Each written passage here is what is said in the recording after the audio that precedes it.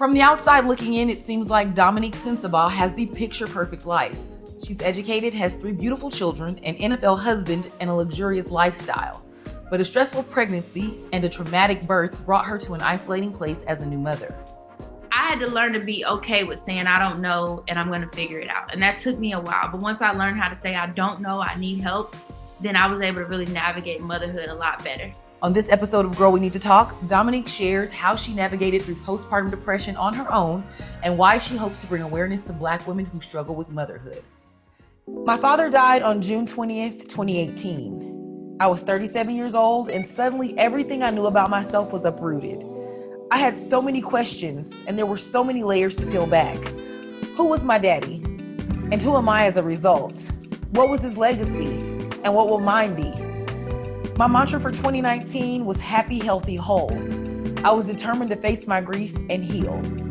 And my girls were there with me every single step of the way.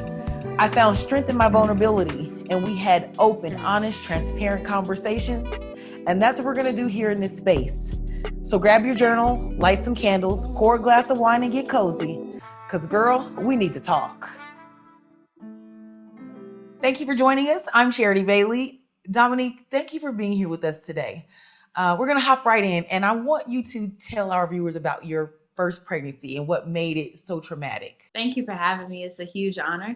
I think the primary thing that made that first pregnancy a difficult moment in life was my husband and I were stationed in 2 different cities. He was in Pittsburgh, I was in Charlotte. His career was extremely demanding and his time was very limited. I didn't have a support system that lived in the city I was living in. That had played a huge role. We had just moved. I was kind of alone, as you know, figuring it out alone. And I think that my emotions were all over the place, and I feel like I was sad and afraid, scared to be a new mom, and I wasn't expressing that. I was trying to wear this coat of valor and just pretend like it was all perfect and all okay. And I didn't know how to say like, hey, I'm extremely scared. I'm extremely nervous, and I don't know how to navigate this new space of life that I'm entering into. And then once your baby was born, you're thrust into motherhood and trying to figure that out too, right? I think so. For me, I was never like this. I'm a mom. I got it together. I know what I'm doing, right? So my son, like, it was figure it out on the fly. It was learn from experience. My mom was traveling back and forth to help me take care of my son, my first son. And I remember he needed a bath, right? It was time, that first bath. And she came to see me. And I remember taking the diaper off to give him the bath. And like he peed all over his face, right? It's okay. Like epic fail number 1. Like, and then he starts hollering, screaming, crying. I'm like, oh yeah, this is great. Like I'm letting the child pee on himself and scream. Like, what else can we get wrong? And I remember her being like, you need to bathe him. But instead of saying, I don't know how to bathe an infant, I got kind of defensive and was like, you bathe him, and just kind of walked away. But I didn't have the courage to say, well, I don't really know how to bathe him. And I think like a lot of new moms are scared to say, I don't know how to breastfeed. I don't know how to burp a child. I don't know how to do these things. I don't know how to travel when a baby poops up their back and I'm trying to move around and the baby's got poop everywhere. I don't know how to do this. I had to learn to be okay with saying I don't know and I'm going to figure it out. And that took me a while. But once I learned how to say I don't know, I need help, then I was able to really navigate motherhood a lot better. So did you experience the same type of postpartum depression with your second and third baby, or was each experience different because you were different? I learned more about what I was feeling throughout each pregnancy. So like, as I gained more confidence of becoming pregnant and becoming a mom, I learned some triggers and things that, you know, how to navigate each pregnancy a little bit better each time. With experience comes confidence. So when I would recognize a symptom or when I would notice something happening to myself or my mind, mentally, spiritually, emotionally, physically, I would be able to kind of notice those triggers and notice things that I needed to work on. That made it a little bit easier. And I also gained the confidence and the knowledge to know what to call the emotions and what I was feeling. So what was so different about your first pregnancy and where you were in life with your first baby versus the second and third babies? For the most part, for the first, you don't know what you don't know. So when those emotions started to come on and I started to feel the uncertainty, the frustration, the exhaustion, I didn't know how to navigate that. Like when they say, oh, you're pregnant, you're supposed to be happy. And it was a joyous moment, but there were some times where I was just like, why am I feeling the way that I feel? Why am I frustrated? Why am I having these moments of anxiety? Why do I feel so overwhelmed? And as the pregnancies progressed, I obtained knowledge from my doctors, from therapists, from other moms, and I really educated myself on what I was feeling, because growing up, no one ever said, well, when you got pregnant, you feel miserable, terrible, depressed, frustrated, angry. You know, you always think about this joyous moment of bringing a baby home, but no one talks about the insecurities and the stressors and the hardships sometimes of being a new mom and having to navigate that new space. So tell me about what was going on in your life personally, though. Like when you first found out you were pregnant, you were already dealing with some other grief and some other external things as well, right? For sure. My brother had just passed away. One of my husband's brother, my brother, he had passed away right after our wedding. And I think that I was dealing with the PTSD from his death. And I didn't know how to navigate that. And then couple that with a new pregnancy and the hormones and the emotions, and then couple that with my husband's career, and then couple that with me pursuing my own career, and just couple that with life. And it's like this perfect storm of just life hitting hard during a pregnancy, during a pivotal, vulnerable moment in my life. And so as I transition into a new mom, I'm bringing all this baggage of life with me, which, I mean, that's what we do sometimes, but I'm bringing this with me on top of, becoming a new mom, on top of trying to balance these emotions, and on top of trying to think about, okay, now I have to raise a child. So it's all these things coupled together, and just not working through the issues that I had previously, which kind of just made this perfect storm for preterm and postpartum depression, I feel like. So what did postpartum depression look like for you? How did it show up? Not wanting to leave the house, not wanting to talk on the phone, not wanting to go to brunch anymore, not wanting to really work because I wasn't inspired. I didn't want to be creative, not wanting to answer emails sometimes, not wanting to get up some mornings and go cook breakfast because I'm tired, scared to go to sleep at night because my sleep is going to be uninterrupted. Not wanting to try on clothes was a big one because I just didn't feel like myself sometimes. And not wanting to take pictures. I remember one time after my third son was born, I just did not recognize myself, and I didn't want to take pictures with my family. So I'm literally watching my beautiful little family take pictures without me because I didn't like the way that I looked. And those are humbling moments. Those are vulnerable moments. But I just learned that you have to love yourself. Like if you don't love yourself, even in the dark moments, even in the tired moments, even in the frustrating moments, you got to love Dom, because Dom is trying. And as long as I show up as a mom, then I won't fail. Now you talked about pictures just now, but we have these several pictures of you. The one where you're like, "To hell with all of y'all." I think that was getting back to Dom, and then there's another where your hair's cut short, and you mentioned before that people thought that you were making this, statement. But what was really going on behind the scenes? Because social media is a lie; it's the devil. Social media is a lie, but I experienced something called postpartum hair loss. And I think because I had babies back consecutively back to back, it really played a toll and took a toll on my body. And so my hair started to fall out, and it was frustrating and sad, but I ended up cutting my hair because I was just like, it's falling out, it's thinning in some areas, let's cut it off. So I cut it off, and I had this super fly haircut pre-COVID, like with some slits in my head. Like I'm not a regular mom, I'm a cool mom. Like I'm vibing.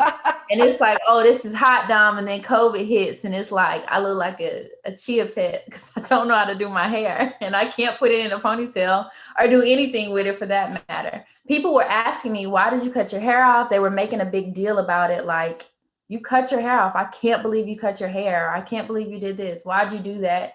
They thought it was some statement, but it was just me making the best of what I had been given. My hair was falling out because of postpartum hair loss. And instead of crying over spoiled milk, I cut the hair and moved forward, and wore the cut pretty well for a while. Yes, you did. It was really fly. Did you feel alone during the time? There were moments when I felt alone. I feel like pregnancy can be isolating because for some reason, all my friends would be going to brunch or traveling. Like it's like You everybody. got the aunties like me, like, "Hey, girl, you can come." Everybody's traveling. I'm not fitting in my clothes. Like I'm not Yeah. feeling like myself. The exhaustion just from the first 2 trimesters. Just these moments of transition. With any transition and growth, there's so much friction. And sometimes you feel isolated. Sometimes you feel alone. Sometimes you feel sad.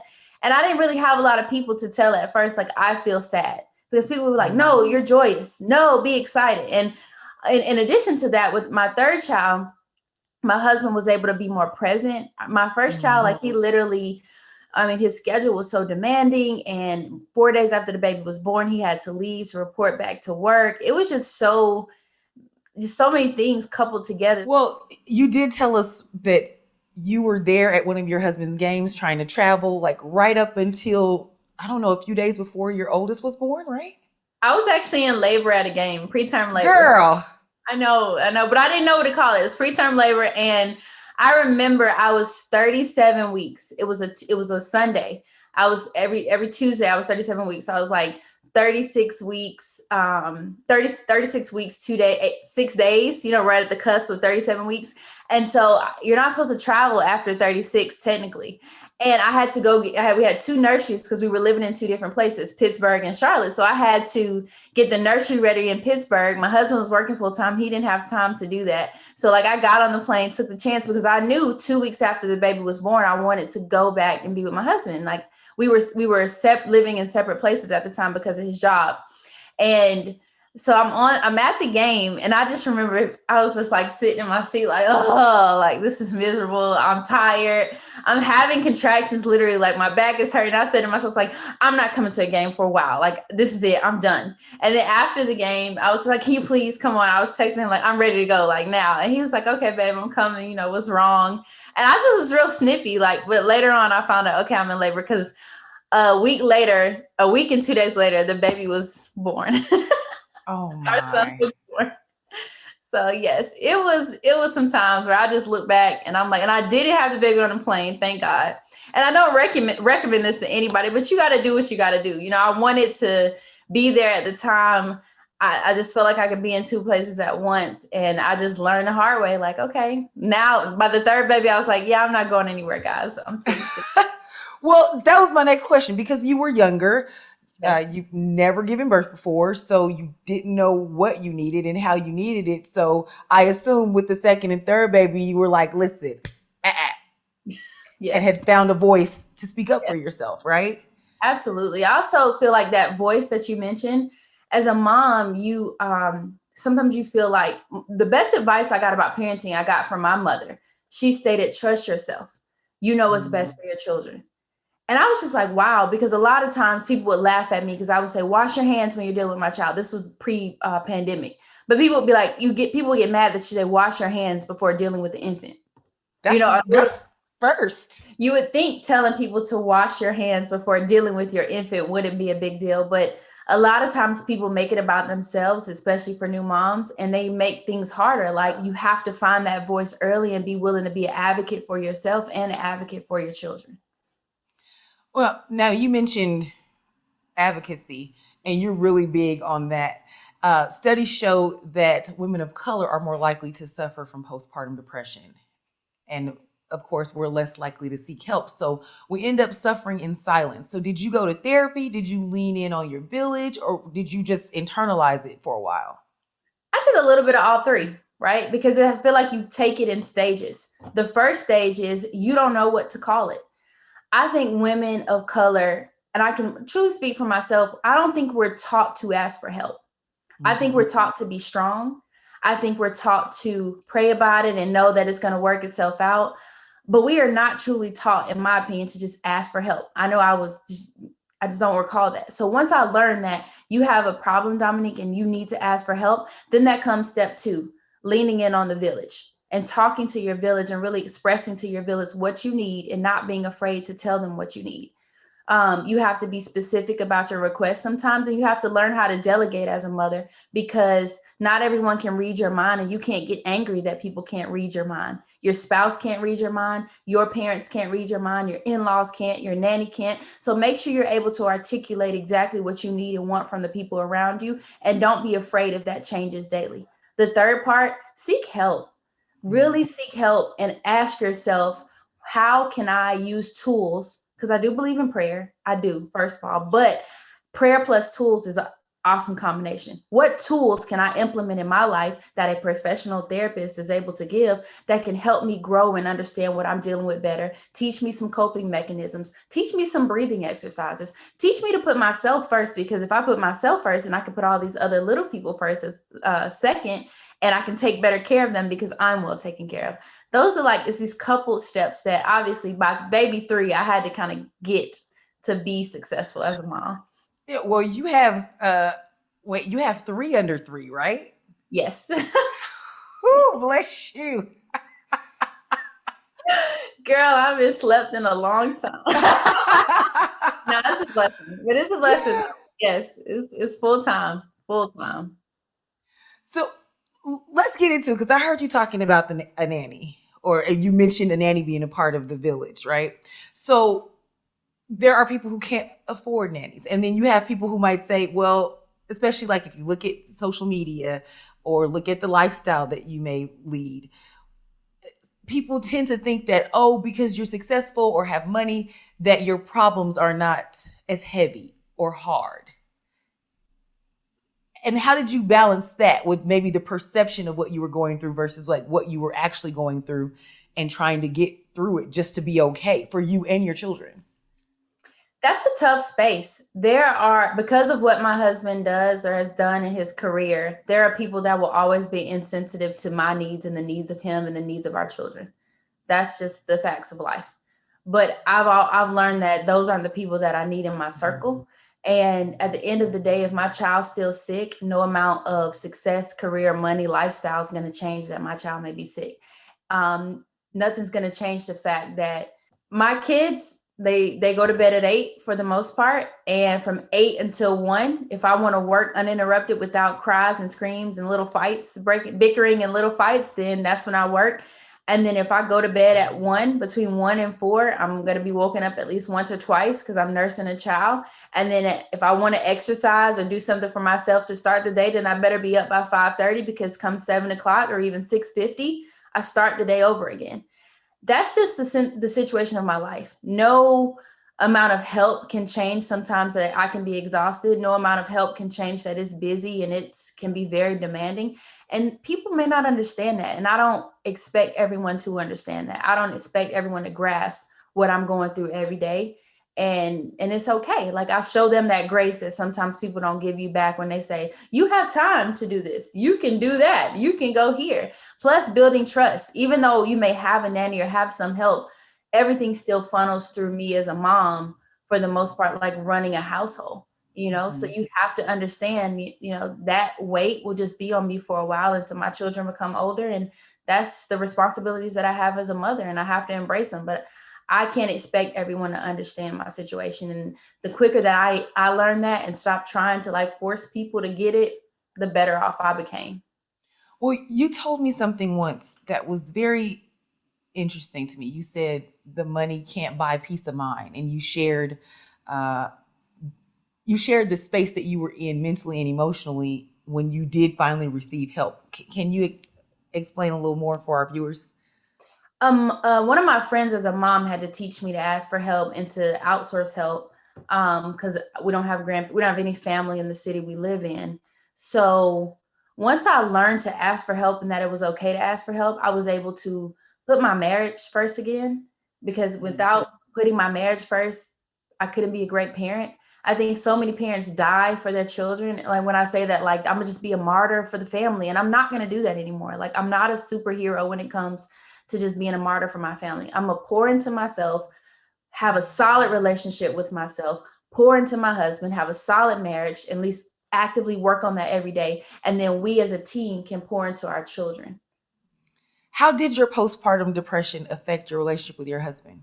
I felt distant at times. I didn't know how to talk to him because I didn't know what I was feeling, and I didn't know how to express certain things. So being snappy and being tired don't ever help. Tired makes you snappy.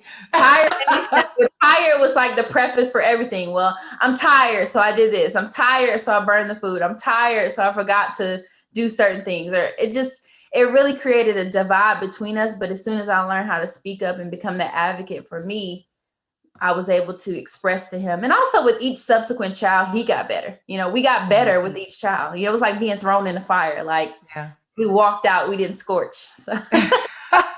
Well, and you were both learning. Like you're young, Yes. had just gotten married. Then you start trying to have children, trying to juggle the career. And then also you told me before that you sacrificed a lot, to support him in his career. So was there any space where you felt resentful that he was off living his dream and that you were at home raising children and trying to figure out who you are in the midst of all of it? Absolutely. Absolutely. I would be lying if I said it wasn't. And I think I had to learn that in order to truly be the best version of myself for our relationship and our family, I had to not forget about me. You can't forget about yourself. I think moms forget about ourselves. I have a different parenting approach because I do believe that my goal as a mom and my job as a mom, one, as a woman of faith, I believe that my children don't technically belong to me. On earth, I'm the guardian of them. Two, I believe that my job is to raise them to be prolific, productive, self-sufficient, awesome human beings. And that doesn't mean that I spoil them and bend over backwards. It means that I teach them. Every moment is a teachable moment. And three, I'm still a person. I was Dom before I became a mom. I'm still love me and love what I'm about. And I don't want to lose that because I know when I do things for myself, I'm just better for them. How did you find your way back to yourself?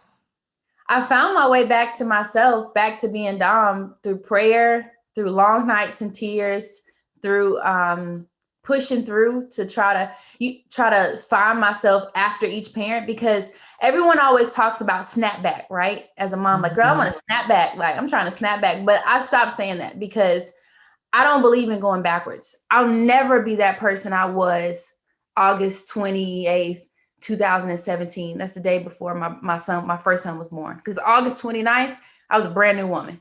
Never be that person. Same thing with each child. Every time a new child came into the picture, I'm a brand new person. And I never wanted to be back like I was. I wanted to slay forward. I wanted to progress and I wanted to grow and I wanted to believe in the new woman that I was. And I had to trust that I was going to get to that space I wanted to be. I just had to trust the process and the long nights and the messy diapers. Yeah. Well, and that's the thing. You mentioned earlier that you're just trying to figure it out. And so many women talk about some of the things that they experience and they just feel so far-fetched or irrational. What were some of your irrational fears or things that you look back now and go, oh my gosh, that didn't make any sense? I'll never forget this. And I'm so grateful for one of my friends who taught me through this situation. She had just had twins maybe a year and a half ago. She has 4 kids total, and she's a phenomenal mom. Her name's Lana. She's a phenomenal mom. Hey, but girl. So I got a babysitter for the first time, and I was just so exhausted and tired. My husband was working all day, and he would come home for maybe an hour and a half, enough for me to take a shower and then get right back to being with the baby. And then I'll have to be with the baby all night. And I remember getting a babysitter. I didn't know the sitter at the time. Of course, received her contact information through a reference. She comes in the house. She's watching the baby. I go downstairs. We were living in an apartment in Pittsburgh at the time. I go downstairs and I sit in front of the door and watch the door as if she's going to take my baby. And I'm like, I'm tripping. And then I called my friend Lana. I was like, Lana, I'm tripping. Like, what is wrong? She was like, oh, girl, this is totally normal. You're scared to leave the baby. You're scared, but you want to go away. You have these crossroads and you want to go and have some you time, but then you have that mom guilt that immediately kicks in and stays with you.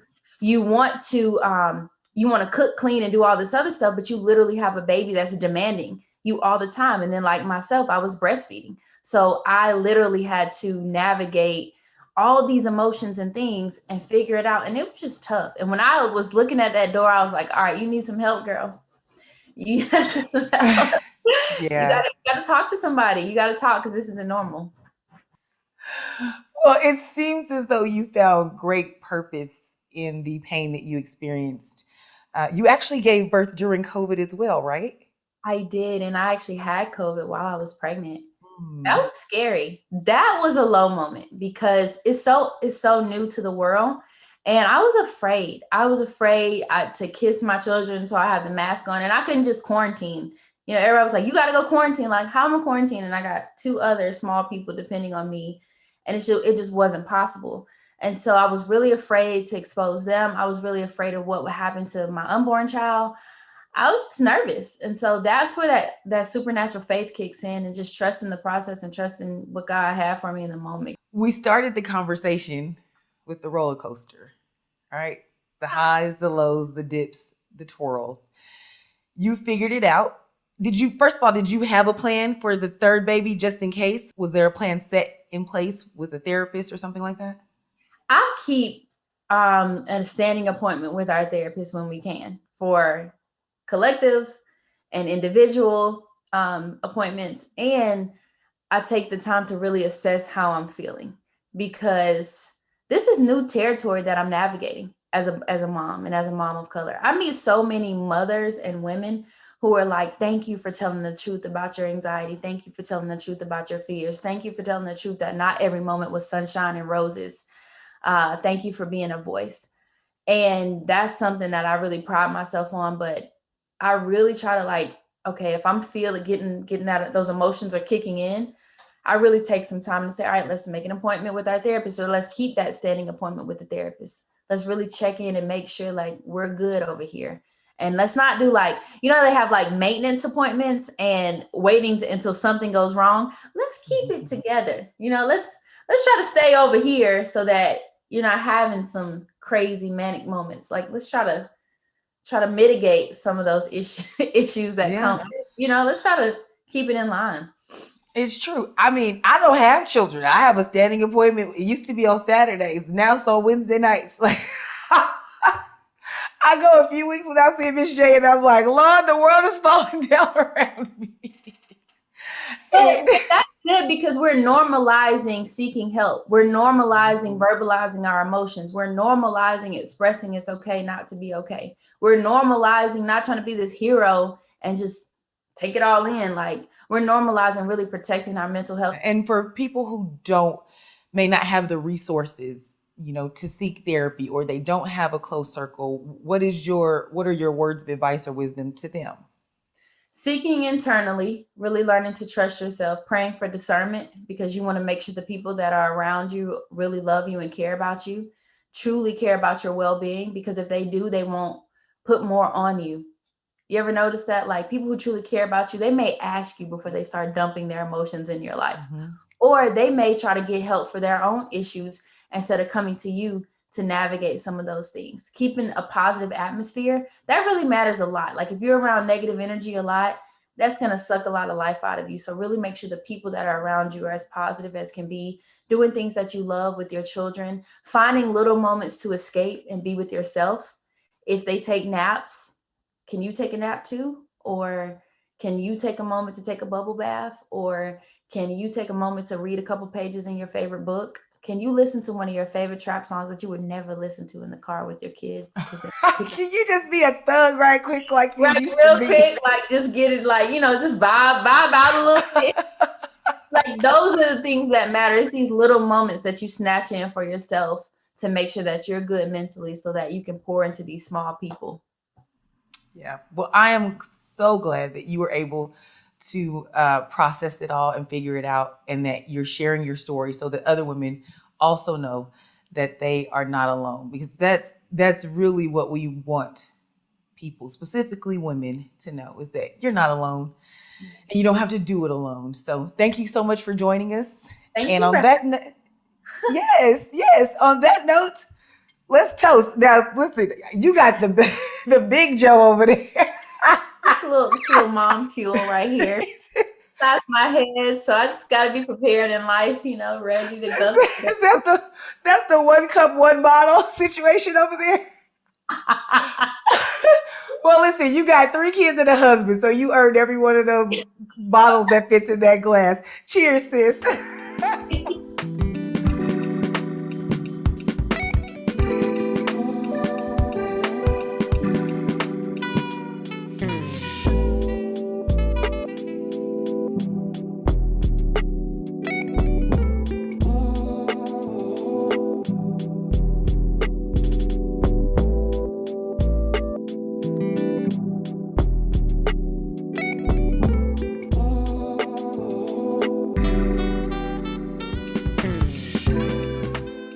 On the next Girl We Need to Talk. I'm young. I'm definitely gonna eventually, date and hopefully remarry and things like that.